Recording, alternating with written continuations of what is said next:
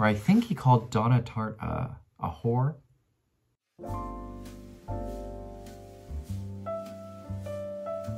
I just don't want to deal with certain things in my life right now.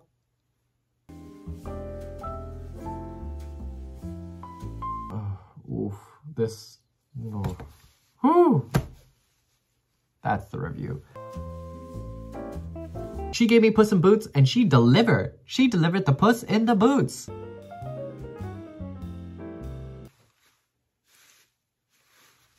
Hi, hello, it's your boy Nate. I read books because reading is sexy, and if you're not reading, you're not sexy. Sorry to say it. Pick up a book. Y'all, why do I do this to myself? Why do I do this to myself? We've got a lot to run through, so no more dilly-dallying, okay? I will go straight into this. What I will say is I'm going to do this a little differently. I think books are asking us questions. So I'm going to open the book about a question that I was thinking about from my reading of the book. As always, these will be flash reviews of the book, and you will see more in-depth reviews in the future through future vlogs. Okay, let's get started. Start of the month strong with an ARC from Harper Via. Out November 7th, it's the Tatami Time Machine Blues by Tomohiko Morimi, translated by Emily Balistrieri. I watched the anime before going into this book. This is book 2. It's a sequel to the whole world, and it's a lot of fun. It sort of deals with the same realm. It's just a group of friends who find this time machine and they go back in time and cause havoc on their own lives in the future and the well-being of the world eventually. And, you know, they save it. Classic teenage coming-of-age story. Hooligans, a hooligan story. There's this quote that I really liked. The reason being in the time machine seems to flow from past to future is that that's the only way we can experience it. From past to present to future. What does this ask us? It asks us how to live by time and how do we experience it. And with our friends, how should time and life be lived? Seesop Charles, if y'all watch him, you should. He's hilarious. But in a recent video where I think he called Donna Tart a whore, he mentions an Annie Dillard quote where how we spend our days is how we spend our lives. Lots of fun. It just felt like a prequel to the entire series, even though it was a sequel. The translation is a bit clunky, but other than that, it's a lot of fun. If you enjoyed the Tatami Time Machine world, you will enjoy this. Yeah. After that, I did If an Egyptian Cannot Speak English by Noor Naga. I did this as a buddy read with Savage Simon from Savage Reads. He's still reading it, but I will continue the buddy read. I just finished it on my own. Y'all were right. Y'all were right.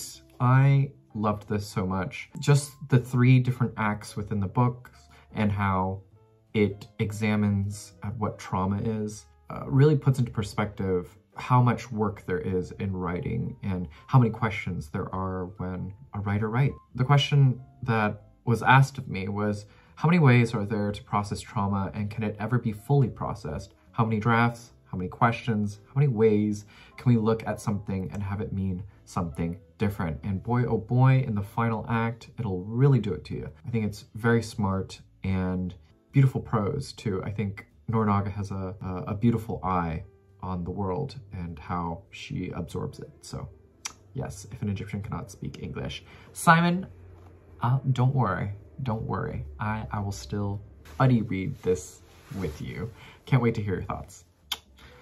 Okay, after that, I did A Minor Chorus by Billy Ray Belcourt. Asks us, what are my licenses to write? And where does it come from? What is the product of writing and how does one become a more productive writer when it comes to the honesty of our identity and the honesty of our people? I get what y'all mean about the flowery prose. At first, I was like, this is really nice. I really like it.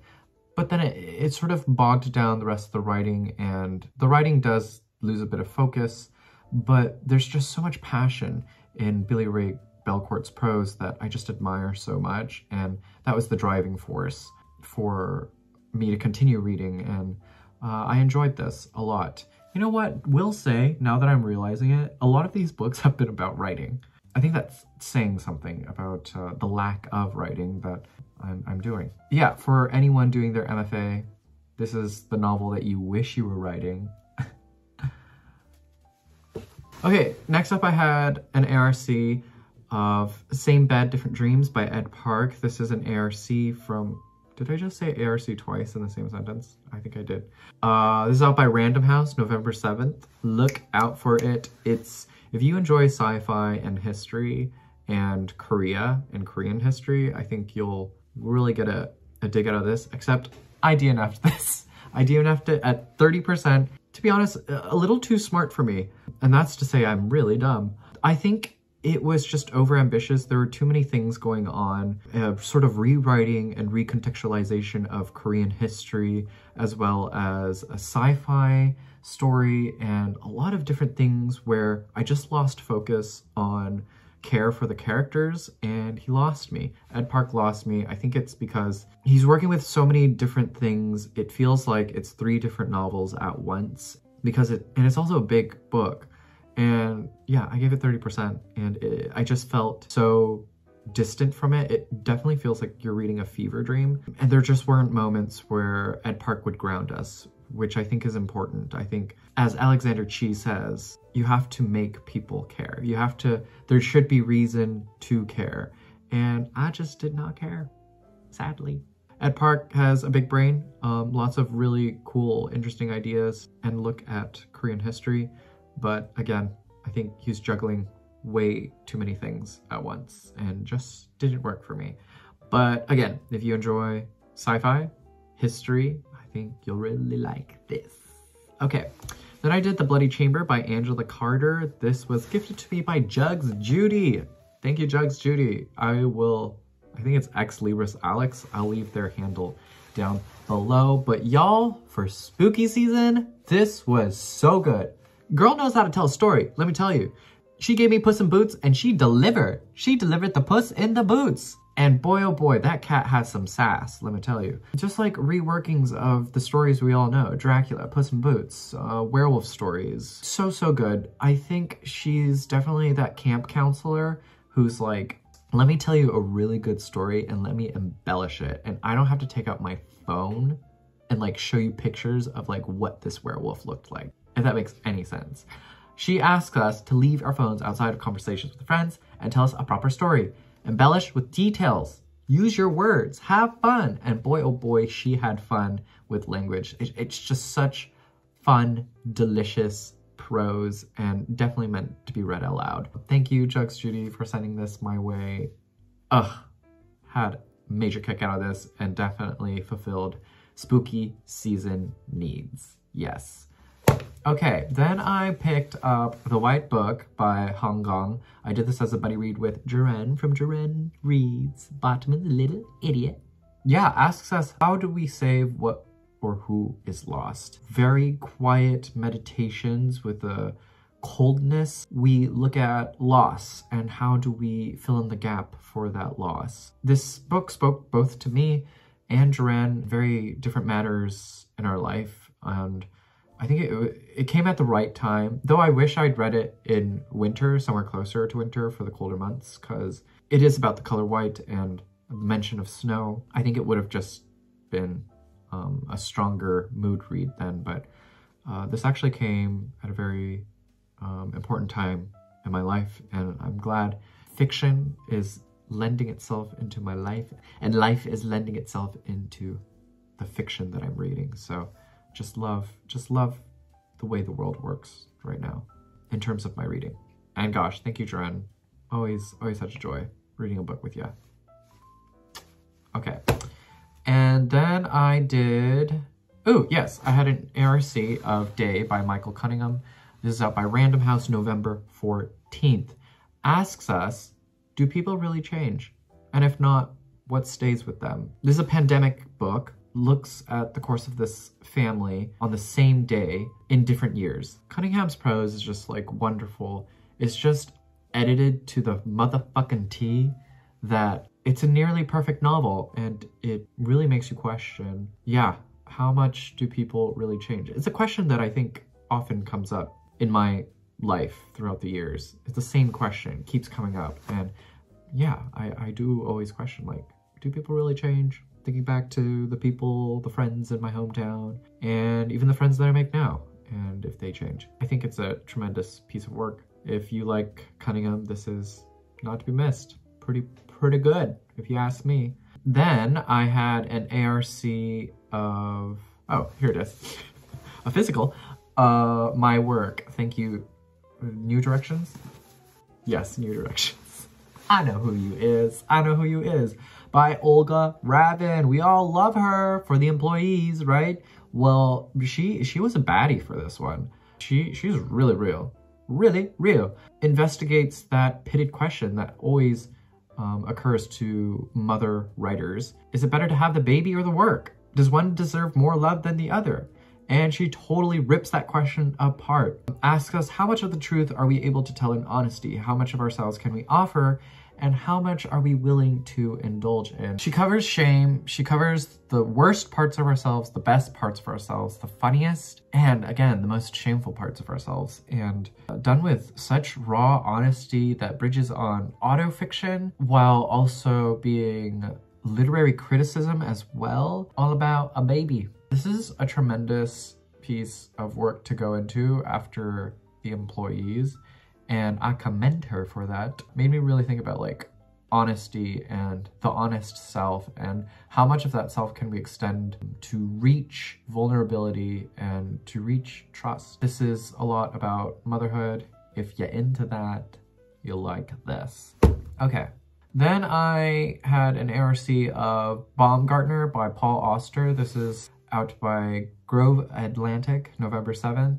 You know what? I'm gonna say it here, say it now. Pack it up, Paul. Asks us to think back on love and loss and how to come out of it. Where do our minds wander? Forwards, backwards, towards our own past? How far have we really come? It examines the life of an elderly man who recently lost his wife, which is semi-autobiographical for Auster. Yeah, it just feels like someone telling me their story, and that's it. It just didn't work for me. I think if it was more of a stronger narrative structure, I think it would have been great. But it is about this old man who wants to relay his entire life to you, but it just doesn't do it in a very interesting way. Pack it up, Paul. It's time to retire. And then I had another ARC from Grove Atlantic. This is out November 14th, So Late in the Day by Claire Keegan. This is my first Keegan, and oh my god, this is such a wonderful collection and introduction to her work. She is such a skilled writer, and you see her immense craft with these 3 short stories. I don't think it actually asks us anything except for our attention. Keegan's careful and succinct prose proves that she's just a master at what she does, and she has such a gift for writing. I am very keen on reading more Keegan. I'm keen on Keegan. What can I say? If you are interested in her work, I think this is a perfect place to start. These are very fun. 3 short stories are just like different in genre too. One's a thriller. I love it. It has like Gillian Flynn vibes to it, and absolutely loved it. And then welcome to today's sponsor, me. Hi, hello, I wrote this book. This is Adolescence Leaves. It tracks everything between loss and memory, between Los Angeles and Tokyo, through flash fiction prose. It's a cutie, and you should pick it up, gift it, make it a tiny read. You gotta get that Goodreads count up. I'm watching you, and you gotta get it up. Let's go, let's go. I know you lag it. So you can pick this up downstairs, link below, my big cartel. Use code SEXYNUCKER10 to get 10% off your purchase. Okay, thank you, sponsor. Then I had an ARC, which is no longer an ARC, from Rough Trade Press. I'm a fan, Sheena Patel. Oof, y'all, I think this is gonna end up in my top 10 because it does what fiction is supposed to be doing, especially for 2023. But we look at obsession, social media obsession, that is just like downright messy. It's like messy, but also reveals how ugly I am, like online, and like my habits online, and just like the time I spend on Instagram and who I am on Instagram, it was like a magnifying glass held up to me, and I just saw all the pores, all the blackheads, and God. And then punches you by the end with such immensity that I'm just like, wow, that was incredible. A very compulsive read, and I enjoyed it a lot, and I think it'll end up in top 10. Not gonna lie. I think it does what fiction is supposed to be doing. But this asks us, what happens when obsession finds itself in the roots of our system, in the roots of our being? And if I didn't sell that, come on, I did sell that, come on, right? Yeah, I think I sold that. Okay, next, I read Whole Studies by Hilary Plum. This is a collection of essays around the Iraq War, how to come out of living out of that through the perspective of tenured professorship and a copy editor. But it is about the writing life as well, and asks us, what are we to do in a damaged society from a post-Iraq tenured professorship copy editor POV? I literally just said that. Okay, oh boy, I'm gonna have a fun time editing this. I thought this was fine. I don't think Plum had a very strong focus. I wish that there was a little more structure to her essays. Nonetheless, though, I enjoyed a lot about what she said about writing and editing and how do we move on from something as traumatic as the Iraq War. And America looks different. America is different. And looking at this is looking at the root of all of those differences and the issue with America at large. If you are a tenured professor, if you are a copy editor, if you enjoy writing, this is for you. Again, writing books. I don't know why I decided to read all these writing books this month. I had no idea. Really, I had no idea. Okay, then I read All About Love by Bell Hooks. Oh, y'all. Why did it take me so long to read this? I'm gonna say it, like, I wish I'd read this in my early 20s, even though, like, half of this would have flown over my head. I would have reread it and picked up a bunch of new stuff. I think if I read this in, like, the next few years, I'll pick up even more things, but such an incredible, important text. If you're in love, out of it, leaving it, obsessed with it, it's all about love. God, that was so corny. Just read it. It's mandatory reading, I think, for any human being. So pick it up and, oh God, so good. Asks us, where does love come from and how can we love a bit better? All About Love, Bell Hooks. Then I had an ARC of Idle Moves by KT Salvo. This is out by Jet Space Studio, November 7th. This was such a romp. This was so fun. If you are a fan of EXO-17, NCT, like, and if you follow those Twitter accounts, I know you do. Those secret Twitter, I know you do. You're gonna get a kick out of this one because it has a bunch of really spicy scenes. Fulfilled all of my fantasies, let me tell you. And yeah, it was such a romp, and then ended with such a very different emotional tone that I didn't think KT Salvo would write, and it kind of works, and it's great. It's actually really fun. But yeah, if you are into K-pop, Korean culture, it asks Korea to get their shit together with LGBTQ representation and rights. Honestly, so behind Korea. Catch up with the rest of the world. Then I had Pulling the Chariot of the Sun by Shane McRae. This is a memoir, looks at his own kidnapping and his childhood. It's so detailed with such beautiful imagery and prose. Shane McRae is quite the poet. Ask us, how does memory perform in regards to trauma? What is the practice in remembering? And he just does this beautiful way of spinning in circles, little pirouettes, and we see repeating images and how they all coalesce together, and it encapsulates this like very precious, wondrous childhood while also handling this trauma with such delicacy and care. This is not a book I ever imagined myself picking up. Oh, I won this in a giveaway though, so shout out to Scribner. Yeah, I won this in an Instagram giveaway. I never win those. Something I never pick up, but so glad I did. It's so beautiful. Very beautiful memoir. And then I couldn't get enough of his prose and wanted to dip into his poetry. This is The Many Hundreds of the Scent, Shane McRae. And this is definitely the kernels to what is later explored here. Some of the poems that he's working on focus on the kidnapping, which were later colored and detailed more in this memoir. This asks us, how does one live and love in a world that hurts them so much in regards to the Black body? Fine collection, lots of beautiful poetry about the Black experience, and not to be missed. I will say I did enjoy this a lot more. I think his poetic voice works a lot more in this than his poetry. Yes. Then I finished Frisk by Dennis Cooper.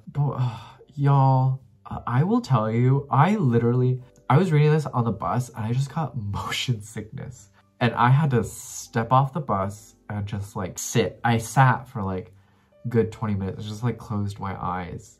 It's like middle of the afternoon because I just felt so sick reading this. But asks us what happens when our obsessions destroy the seams of imagination and reality. This is Gen X Georges Bataille by way of Bret Easton Ellis autofiction. Cooper did it first though, and it's immense for how little this book is. This one did it for me, and I want to continue the George Miles cycle. But yeah, if you love transgressive literature, if you read The Sluts,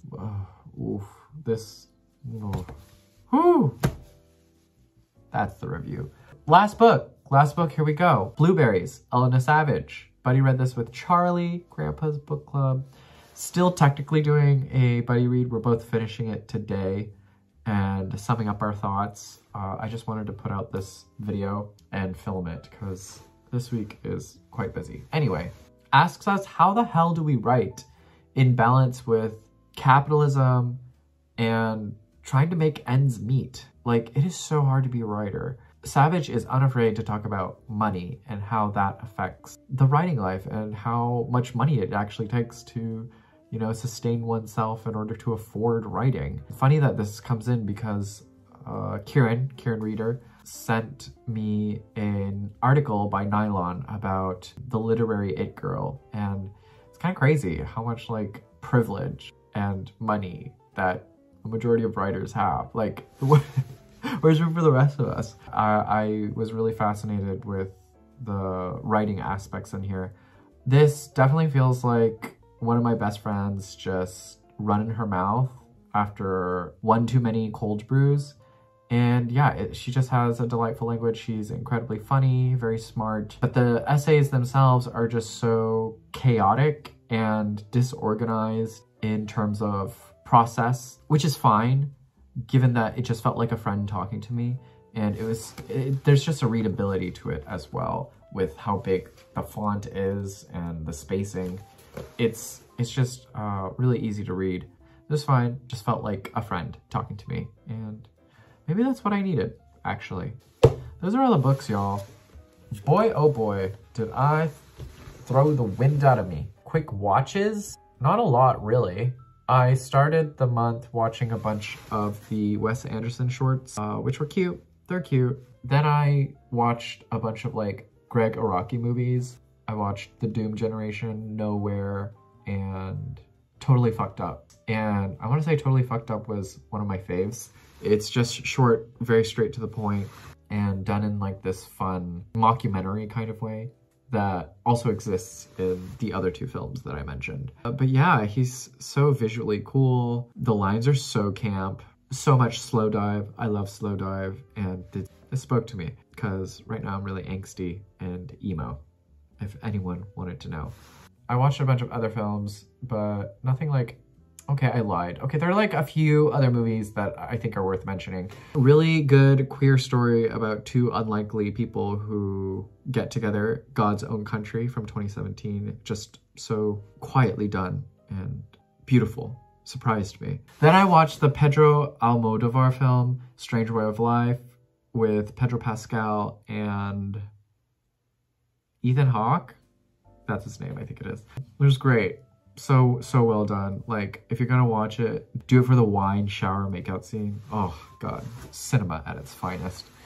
And I rewatched Somewhere by Sofia Coppola out of 2010. Still one of my favorites. Very quiet, meditative film from her.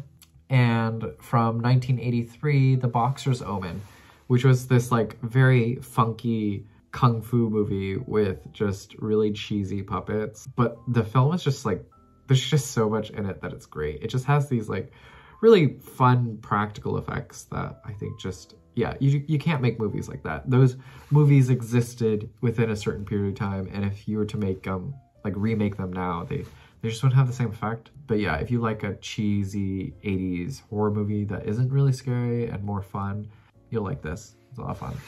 And yeah, as far as TV, I finished season 1 of Daria. So good. First few episodes, I think the writers were trying to learn their footing, but gee golly, the last 2 episodes, so good.